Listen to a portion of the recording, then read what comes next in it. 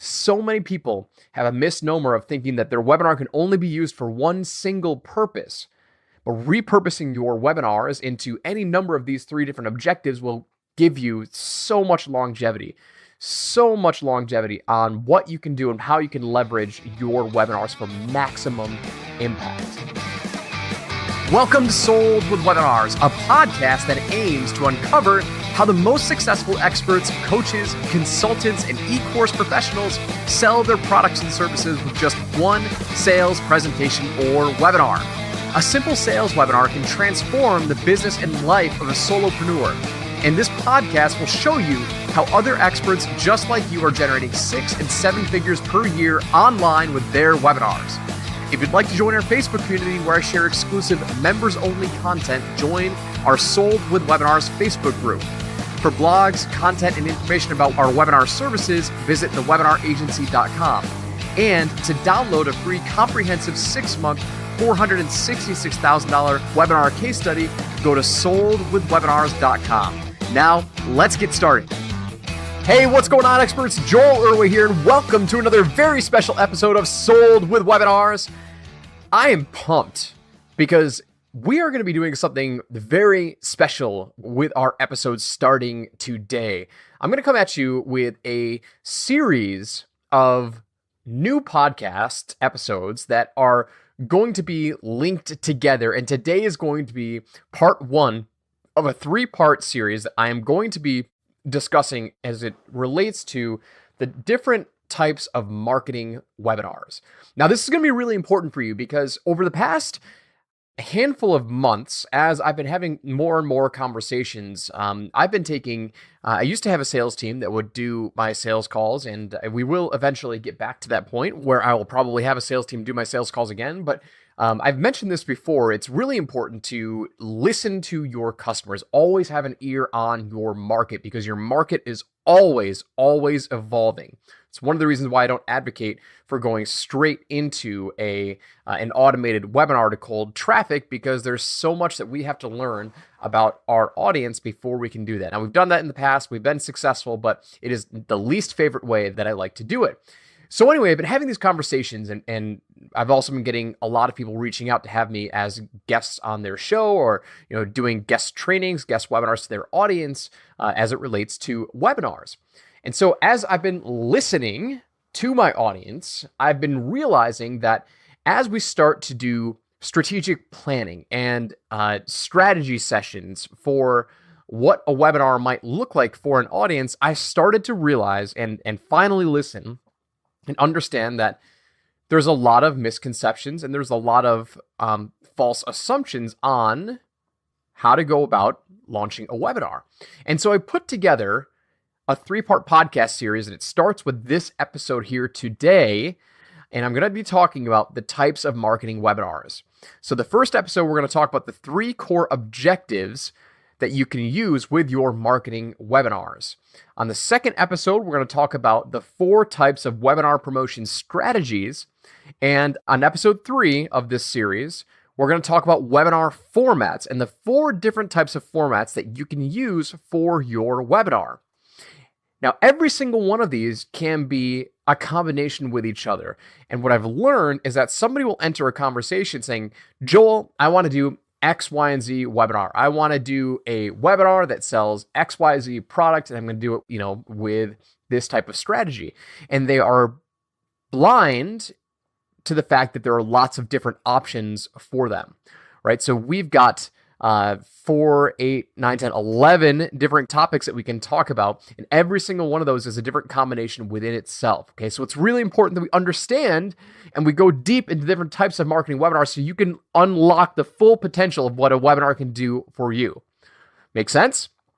Okay, cool. So let's jump into it. So today's episode is all about the 3 core objectives that you can have with your marketing webinars.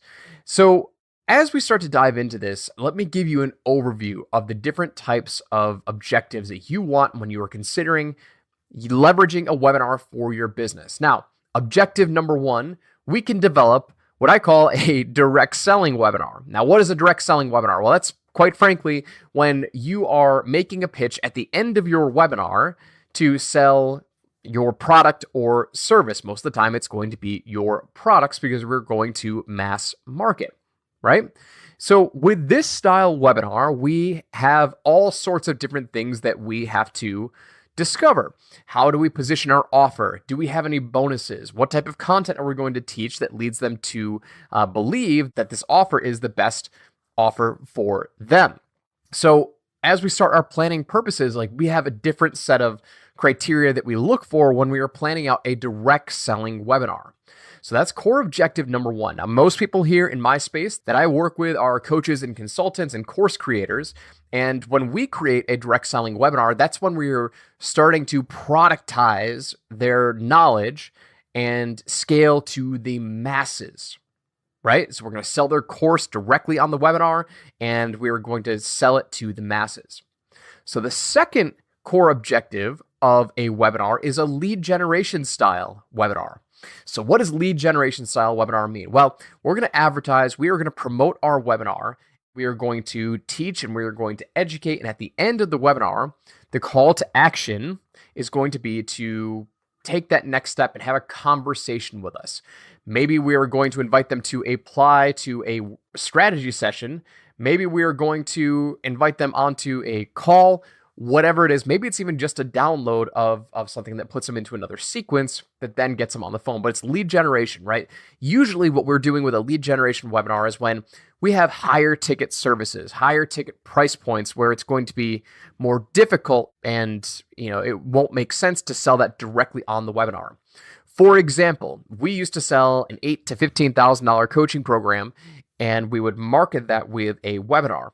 So people would register, they would sign up, they would attend the webinar, and at the end, they would have an opportunity to apply for a strategy session with my team. And at the end of that strategy session, we would, if they were a good fit, we'd make them an offer for my $8,000 or $10,000, $8,000 or $15,000 coaching program.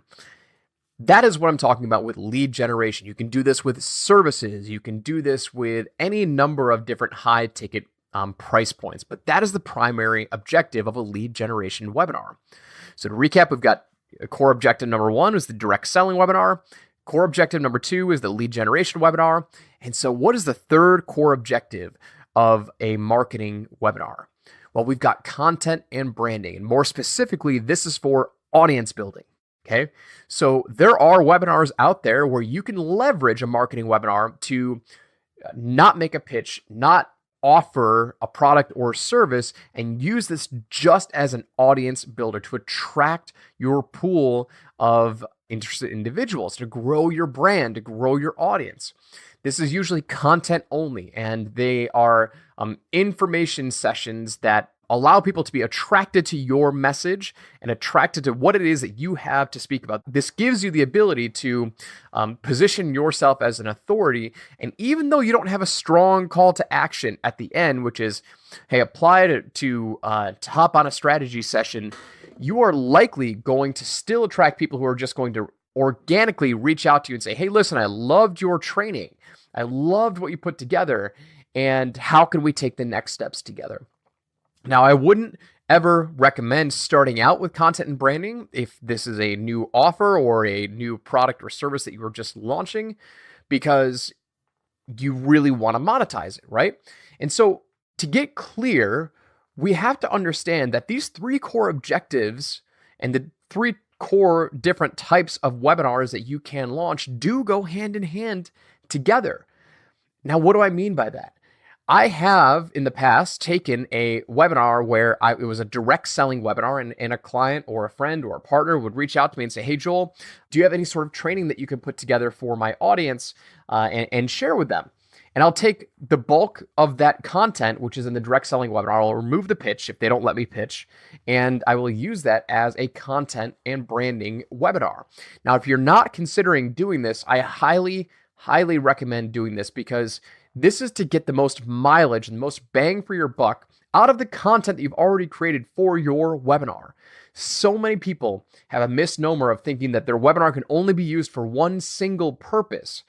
But repurposing your webinars into any number of these three different objectives will give you so much longevity on what you can do and how you can leverage your webinars for maximum impact.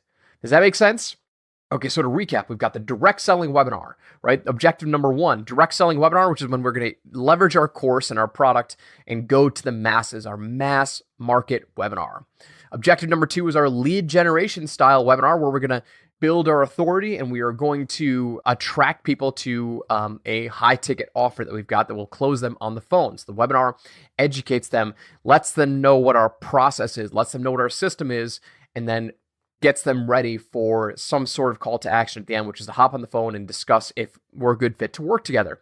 And the third and final core objective is content and branding. This is your audience building webinar where you're building goodwill, you're building your brand to the masses, and you do not have a strong call to action at the end. But when done correctly, you will still attract people and you will still get them to raise their hand and reach out to you. All right. So that is part 1 of our 3-part podcast series that we're doing when it comes to the types of marketing webinars.